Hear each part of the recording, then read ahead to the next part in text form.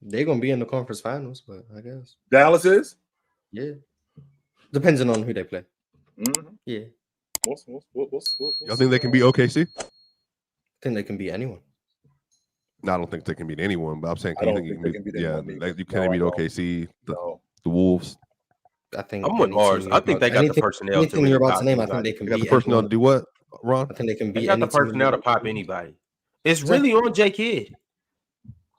If J Kidd get his head out his ass, they can really do something. Like they got a 2 5-men that are great. Well, not great, but they're good. But I do like Daniel Gafford a lot. PJ Washington changes up things tremendously over there as a stretch 4. He can even play the 5 a little bit. They also got Maxi Kleber, and I'm just talking about their front court right now. And then obviously, their back court is like they got the best back court in the NBA. So what do they do? So what do they need to change up? Because here we are in the middle of March, and they run the offense through their primary ball handler, which is Luka. So do we have to get Gafford, who Gafford isn't the guy that we go to on the block. Not only is Gafford not a guy we go to on the block, Lively is supposed to have been a project, but he actually turned out to be better than what I thought he was going to be.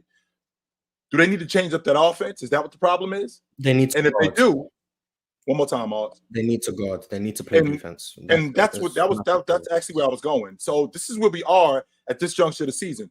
They don't do any of that stuff. So now they're gonna all of a sudden start doing it. Come playoff time, they're gonna guard better. Well, I'm not saying they will. I'm just saying it's possible. I'm not saying they're going to beat everyone, but I think they could.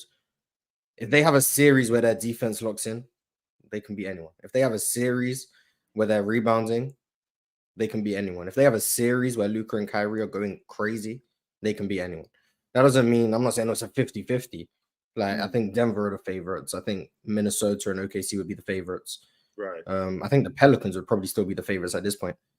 But they can beat any of those teams, in my opinion. You get the right situation. You get a favorable 7 games.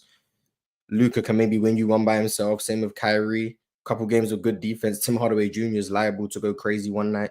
Like, it's possible they can beat everyone. That's what I'm saying. So is it possible for them that they can beat more teams than if you look at the other teams in the East? Like, for example, can we say the same thing about the Miami Heat? Like, it's possible they could beat Boston. It's possible they can beat Milwaukee. It's possible they can beat Cleveland. It's possible they could beat the Knicks. As opposed to I think Miami's possible. Or as opposed to like Orlando. Is Orlando okay? That's what I mean. Or like Indiana. So the Dallas Mavericks. So the Dallas Mavericks are the Miami Heat of the Western Conference, where they can. I guess if that's how it words in it. Yeah, like there are teams that are in the play-in that I think could very well go on a deep run in the postseason. Right. That's all. It doesn't mean they are. They could still just both lose in round 1. Right. But they could beat these teams. That's what I'm saying. It's the player choice way. Yeah, them boys don't get it started. The player choice way. The player choice way. Come and switch lanes into the player choice way.